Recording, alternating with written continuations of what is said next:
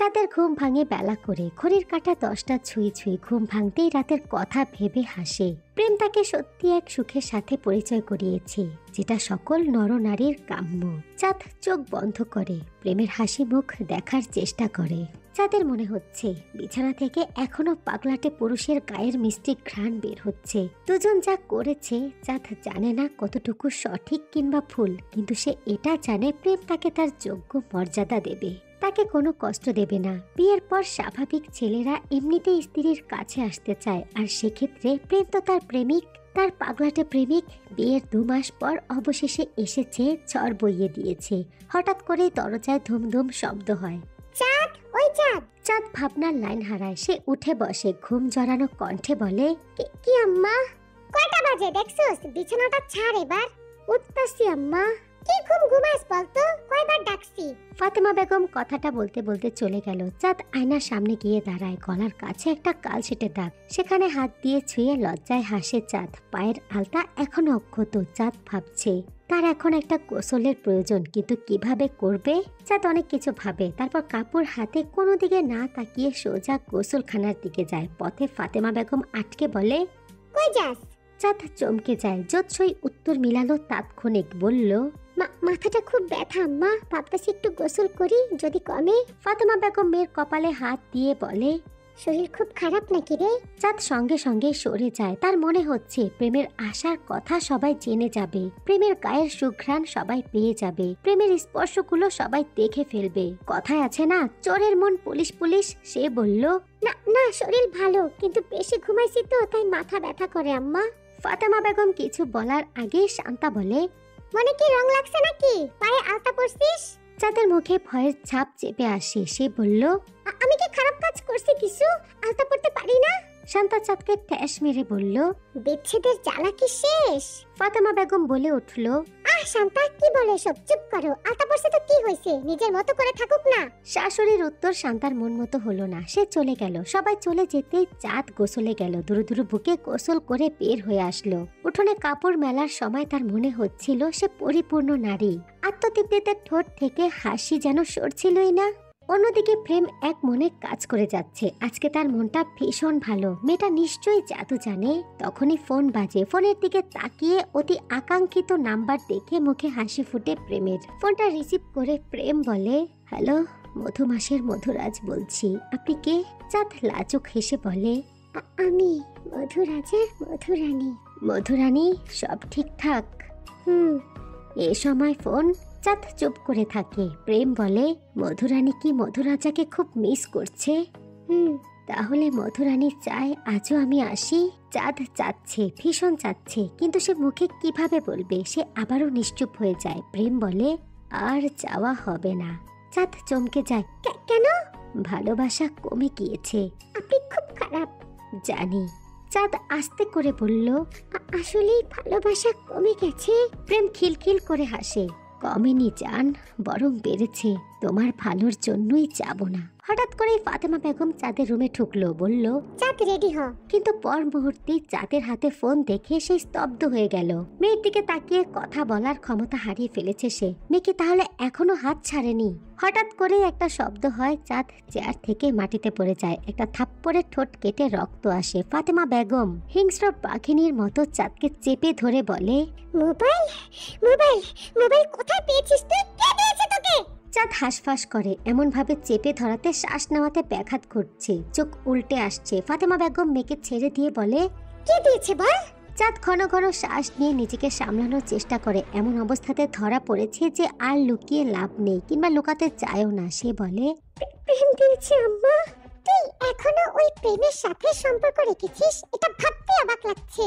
চাঁদ চুপ করে থাকে, কিন্তু ফাতেমা বেগম চুপ করে থাকে না। এলো পাথারি মারতে থাকে। কি হয়েছে? মুখে কথা আসে না? চাঁদের আর্তনাদ, না মারার আকুতি, কোনো কিছুই ফাতেমা বেগমের মনটা নরম করতে পারে না। কিছুক্ষণ পর চাঁদ আর চিৎকার করে না, নড়াচড়া করে না। তা দেখে ফাতেমা বেগম নিজেই থামে। হাত দিয়ে মেয়ের গালে থাপ্পড় দিয়ে আহাজারি করে চিৎকার করতে শুরু করে। স্বপন ইসলাম আর রিপন এসে অবস্থা দেখে পরিস্থিতি বুঝতে পারে। এমন শান্ত হয়ে যাওয়ার পরে এই ঝড় যেন সবাইকে অবাক করে দিয়েছে। রিপন এগিয়ে গিয়ে চাঁদকে কোলে নিয়ে বিছানায় শুয়ে দেয়। শান্তা পানি আনতে ছুটে যায়। সে চাঁদকে পছন্দ করে না, তারপরেও বারবার চাঁদের এমন করুণ অবস্থা দেখে তার খুব কষ্ট হচ্ছে। বুঝতে পারছে চাঁদের জন্য বুকে মায়া জমেছে। টেবিলের ওপর মোবাইলটা দেখে সবাই মূল কারণটা উদ্ঘাটন করতে সক্ষম হয়। এত শাসনের পরও মেয়েটা এক কদম পেছায়নি। এই মেয়েকে অন্য কোথাও কি করে বিয়ে দেবে? স্বপন ইসলাম বলল, কালকের মধ্যেই ওই অবাধ্য সন্তানকে এই বাড়ি থেকে বিদায় করতে চাই। আমি আজকেই পাত্র খুঁজে আনবো। ওনার কথায় কেউ কোনো কথা বলে না। চাঁদ টিপ টিপ করে তাকাচ্ছে। বাড়ির আবহাওয়া যে সাহারা মরুভূমির মতো উত্তপ্ত তার চোখ না খুলেও বুঝতে পারছে। তার জন্য যে এবার দ্বিগুণ তোড়জোড় করে পাত্র খোঁজা হবে সেটা সে বুঝতে পারছে। অথচ সে বিবাহিত। আচ্ছা, বিয়ের কথাটা কি প্রকাশ করে দেওয়া উচিত? এতে কি ভালো হবে? কিন্তু এত বড় কথা প্রেমের সিদ্ধান্ত ছাড়া জনসম্মুখে প্রকাশ করা ঠিক হবে না। কিংবা এখনো সময় হয়নি। সবাই চলে যায়, কিন্তু শান্তা যায় না। শান্তা চাঁদের মাথার কাছে বসে বলল, চাঁদ, তোর কি বেশি খারাপ লাগছে? চাঁদ কিচ্ছু বলে না, চুপ করে থাকে। শান্তা আরো কিছু বলাতে চাঁদের কান্নারা যেন দল পাকিয়ে গলা ঠেলে বের হয়ে আসে। শান্তার কোমরটা জড়িয়ে ধরে ফুপিয়ে আস্তে করে বলে, ভাবি, প্রেমকে ছাড়া আমি বাঁচবো না। দয়া করে তুমি সবাইকে বোঝাও।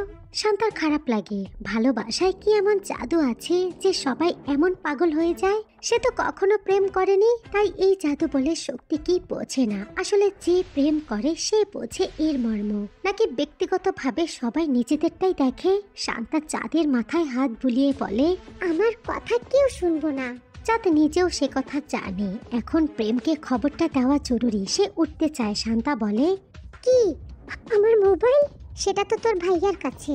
চাঁদ আবারও শুয়ে পড়ে। শান্তা বলে, এতই যখন ভালোবাসিস তাহলে এখানে পড়ে আছিস কেন? প্রেমের কাছে চলে যেতে পারছিস না? পালিয়ে যাওয়ার কথা বলছো? হ্যাঁ। চাঁদ চুপ করে বসে থাকে। পালানোর হলে তো সেই কবেই পালিয়ে যেত। হঠাৎ করে ফাতেমা বেগম কোথা থেকে ছুটে আসে, হাতে তার কাচের শিশি। চাঁদকে দেখিয়ে বলে, এইবার যদি বিয়ের ক্ষেত্রে কোনো ঝামেলা করিস, আমি আর তোর আব্বা বেশ খেয়ে মারা যাব। তারপর তুই শান্তিতে বিয়ে বসিস। মায়ের কথায় চাঁদ স্তব্ধ হয়ে তাকিয়ে থাকে। বুকটা ভেঙে তার চোরমার হয়ে যাচ্ছে। নিজেকে এত অসহায় লাগছে।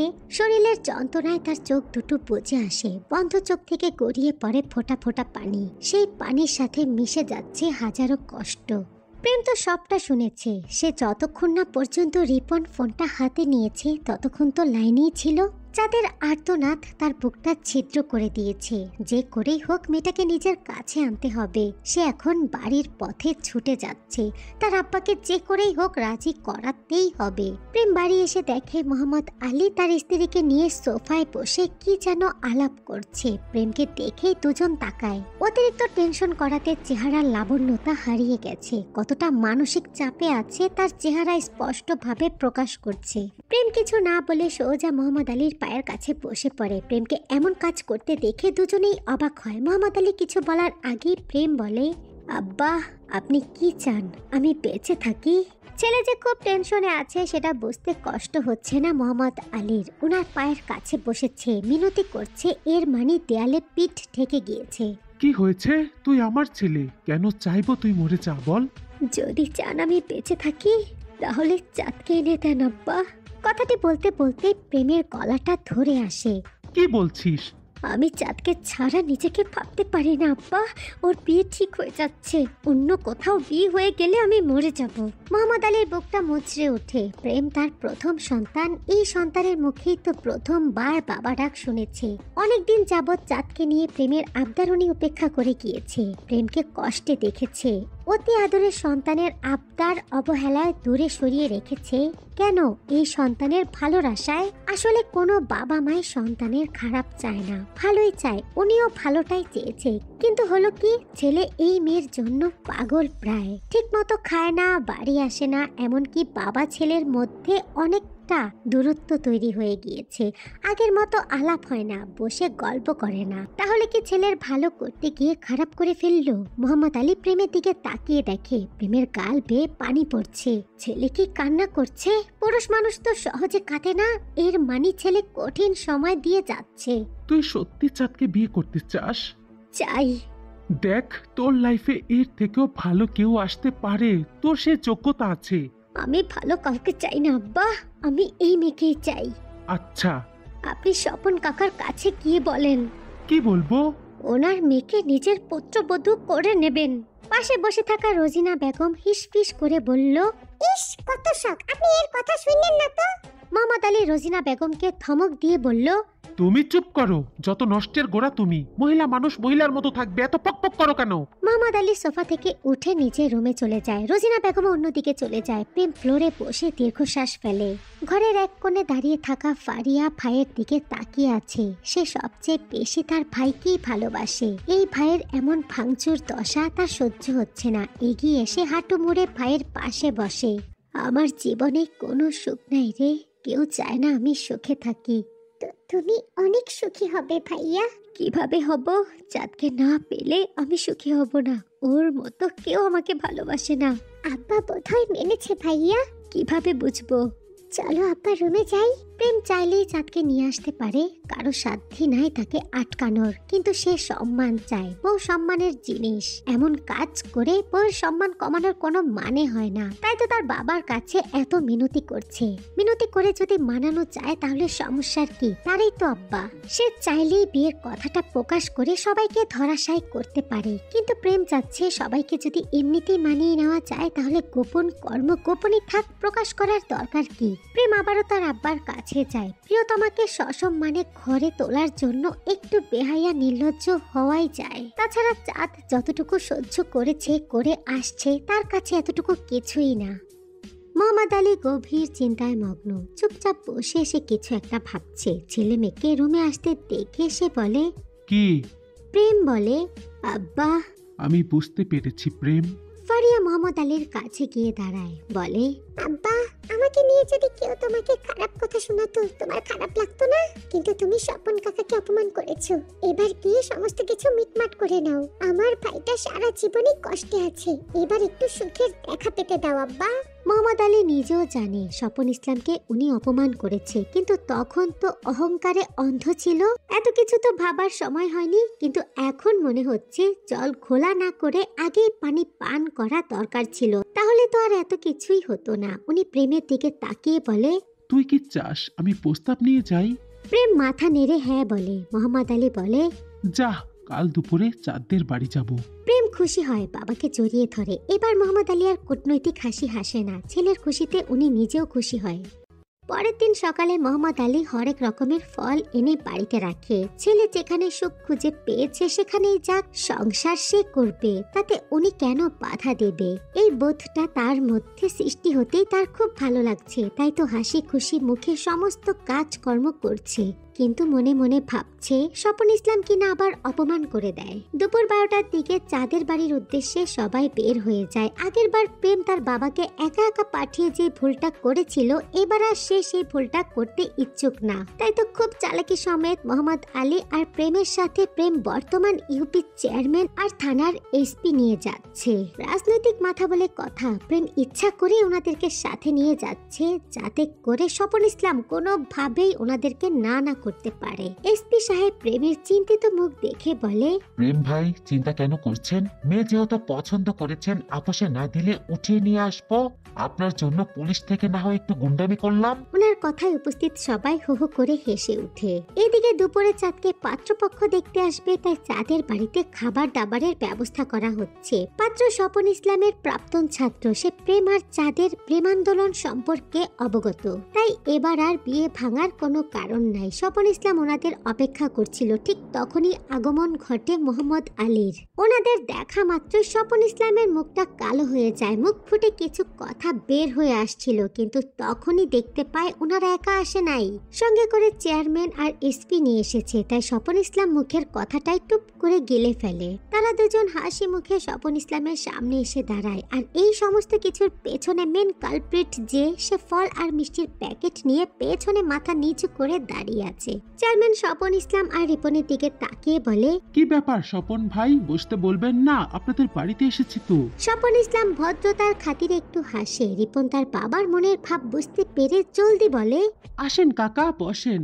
স্বপন ইসলাম চুপচাপ নিজের রুমে চলে যায়। এই সময় উনি মোহাম্মদ আলীকে আশাই করেননি। এসেছে আবার সঙ্গে করে লোক ধরে নিয়ে এসেছে, যেন কিছুতেই ফেরাতে না পারে। ওনাদের মতো ফাতেমা বেগম আর শান্তাও অবাক। প্রেম একটু এগিয়ে গিয়ে ফল ফলমূল আর মিষ্টান্ডর প্যাকেট শান্তার হাতে ধরিয়ে দেয়। ফলমূল আর মিষ্টান্ডর ভান্ডার দেখে মনে হচ্ছে আজকে বিয়েতে রাজি না করিয়ে ওনারা যাবে না। দুজনে চিন্তায় পড়ে যায়। রিপন এই মুহূর্তে কি করবে কিংবা এই মুহূর্তে কি বলা উচিত বুঝতে পারছে না। চেয়ারম্যান সাহেব পরিবেশ হালকা করার জন্য গলা খাকানি দিয়ে বলল, রিপন, তোমাদের বাড়িতে কি কেউ আসার কথা নাকি? রিপন যেন হাঁপ ছেড়ে বাঁচে। হ্যাঁ চাচা, আজকে আমার ছোট বোনকে দেখতে আসার কথা।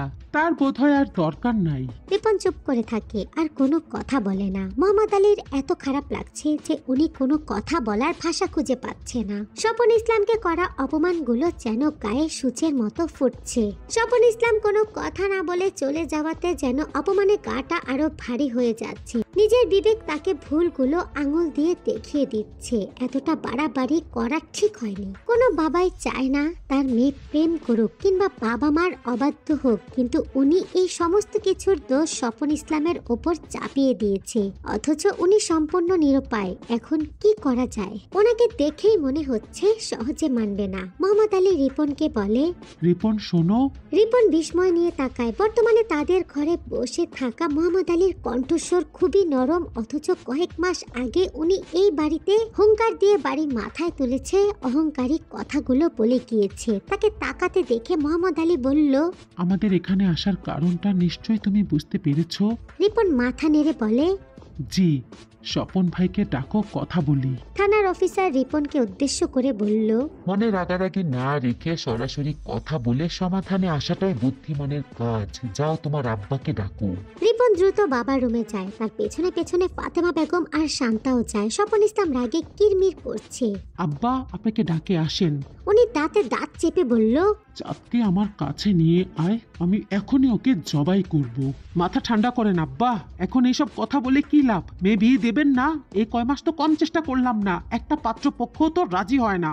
এত অপমানের পর ওই বড় লোকের বাড়িতে আত্মীয় করার প্রশ্নই আসে না রিপন। আচ্ছা করেন না করেন সেটা পরে দেখা যাইব, এখন আসেন।